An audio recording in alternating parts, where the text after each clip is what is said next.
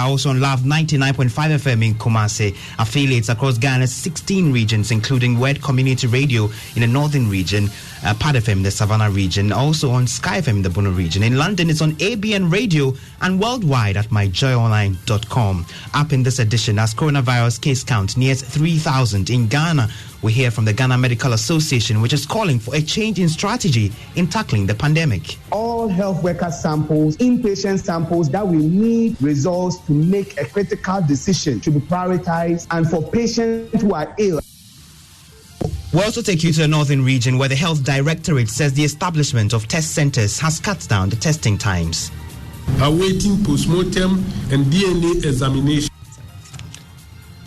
We'll bring you that sometime later in the bulletin. Also, Ghana repatriates 19 Burkinabes who use unapproved routes to enter the country after failed attempts to bribe border officials. In business, government commits to reviving local textile industry. We'll hear from the Trade Minister and tell you about the Joy Business Industrialization Roundtable taking place today. Details in 15 minutes. And police to conduct DNA examination on human remains, skulls and other body parts exhumed from the compound of two traditional priests who allegedly killed a biochemist for rituals. Awaiting postmortem and DNA examinations. A follow-up to the crime scene yesterday uncovered a gallon of liquid substance suspected to be human blood.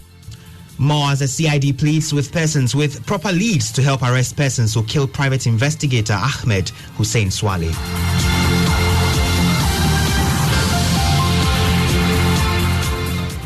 I appreciate your company with me this morning. The Ghana Medical Association is calling for a change in strategy in the country's fight against the coronavirus pandemic.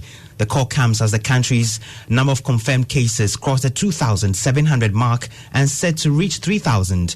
18 people have died so far, with only 4 of Ghana's 16 regions still without cases. But speaking on PM Express on the Joy News channel with Evans Mensah last night, Deputy General Secretary of the Ghana Medical Association, Dr. Titus Beyo, called for a new approach in testing such that pressing cases are prioritized. We have lumped routine community samples, contact tracing samples with hospital-based samples and healthcare workers samples, so that it takes 12 days for you to get the results of healthcare workers when a department is closed down. I think that must change ASAP. All health worker samples, inpatient samples that will need results to make a critical decision to be prioritized, and for patients who are ill, we will want to see these results out as early as possible. Dr. Beyo also warns the Ghana Health Service to focus more on educating people against stigma.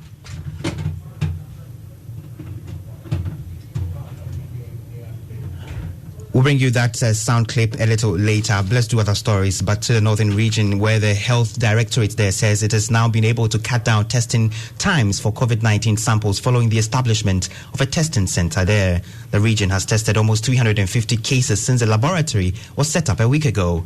Dr. John Eliza is the Regional Health Director. The presence of a testing site in Tamale is making a very big difference. Had it not been for the tests that we have now, we would have still been waiting for results of these new cases that we've had, because those samples that we sent for the earlier cases to Kumasi, we are still awaiting some of the results. Here, the Northern Regional Health Director, Dr. John Eliza. The Ghana Immigration Service says it has repatriated 19 Burkinabes who use unapproved routes to enter the country. They were picked up at Savalugu Immigration Post as they attempted to cross into Accra. Christian Kobla Kekeli Zilevu is a Northern Regional PRO of the Immigration Service. They had crossed the border and had come far, about 2 hours or more journey into Ghana to Savalugu, where we have a checkpoint, and we found out that 19 of them were on board OA transport. So we identified them and we got them down, and we had to send them back because all of them confirmed that yes, they had gone through unapproved routes. You hear the Public Relations Officer of the Immigration Service in the Northern Region, Christian Kobla Kekeli Zilevu. Now, the Criminal Investigations Department of the Ghana Police Service is getting ready to conduct DNA examination on some human remains, skulls and other body parts exhumed from the residence of two traditional priests at Adesso in the Eastern Region. Speaking at a press briefing on the progress of investigations on cases that have generated national interest, Director General of the Criminal Investigations Department, COP Isaac Kenyebua, called for, quote, proper leads to help arrest persons who killed private investigator Ahmed Hussein Swale. Investigations by police revealed the biochemist was shot and killed for rituals after he made contact with the traditional priests. The Director General of the CID, COP Isaac Kendibua, says police found the decomposed body of the deceased at the residence of the two suspects. Another body was also retrieved with human skulls and other body parts exhumed from their residence. The decomposed bodies, human remains and bones have been deposited at the police hospital mortuary, awaiting post-mortem and anthropological and DNA examinations. A follow-up to the crime scene uncovered a gallon of liquid substance suspected to be human blood was also found at the backyard garden of Gamali, which according to him, he siphoned from Kote Papa Fiu and Kwesi Zomelo. On the killing of private investigator Ahmed Hussein Swale, the CID boss warns the public to help police with information to arrest the perpetrators. He also stated police has arrested a man who is noted for robbing diplomats and expatriates. Maxwell Agbagba there. Now, the Member of Parliament for Bantama in the Ashanti region, Daniel Ochimabwaje, is denying claims he assaulted his constituency polling station chairman, Julius Sechere, in an unprovoked attack.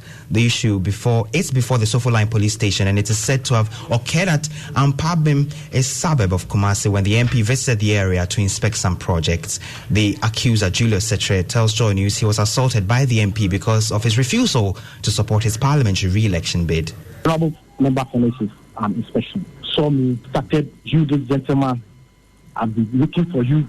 I called you 2 weeks ago just to convince you to join me, win my second election. You did put everything on the campaign platform for the constituency. The honorable member got angry. Then a blow came from the honorable member. I fell from where I was standing, the other side of the gutter to the other side of the gutter, and I was held. So I also throw in another blow to the honorable member, but unfortunately my blow did not hit the honorable member. I don't want any interference. The matter should take its own course. But the MP, Daniel Ochimabwaje, says he only pushed his accuser away in self-defense. There was no exchange of blows. He crossed the road, jumped over the drainage, and come to my side and says, "Must I go away?" That's it. One hand. Nothing else. Nothing else. Either a blow, exchange of blows, which I wouldn't do. I mean, the guy in the middle will have stopped it. Not him. Nothing else. Nothing happened to him. You heard the Member of Parliament for Bantama, Daniel Ochimabwaje. Now, it has emerged that poor eyesight of some Ghanaian drivers is contributing to more of the road traffic accidents being recorded in the country. In the first quarter of this year alone, Ghana has recorded 3,494 reported accidents, through which 595 lives were lost and almost 3,800 seriously injured.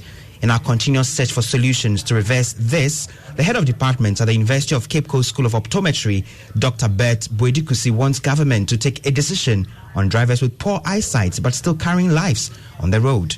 We have found people who are monocularly blind in one eye, but they are driving it. And again, that's the defect of the law. The law doesn't say that you should test one eye. The law says that both eyes should be able to read at 612. Once you are driving with one eye, your visual field reduces. So then you have a problem when you have to drive with one eye. These are the defects of the law that we have, and we need to find a way around it.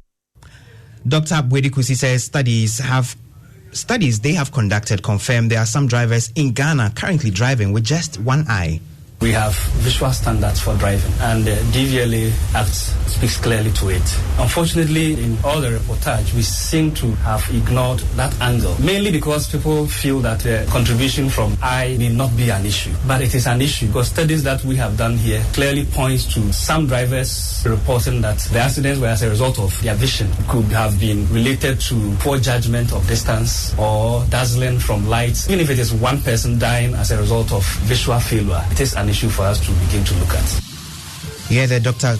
Bert Bwedi, he is the head of Department of Optometry at the University of Cape Coast, speaking to Seth Kwame Boateng as part of our Arrive Alive campaign. And more tips here this morning: never drive under any influence. It is essential to avoid operating a vehicle if you have been drinking, taking certain types of prescription or non-prescription drugs, or are otherwise impaired. Road safety is an effective insurance. Hashtag Arrive Alive. Have a great day today.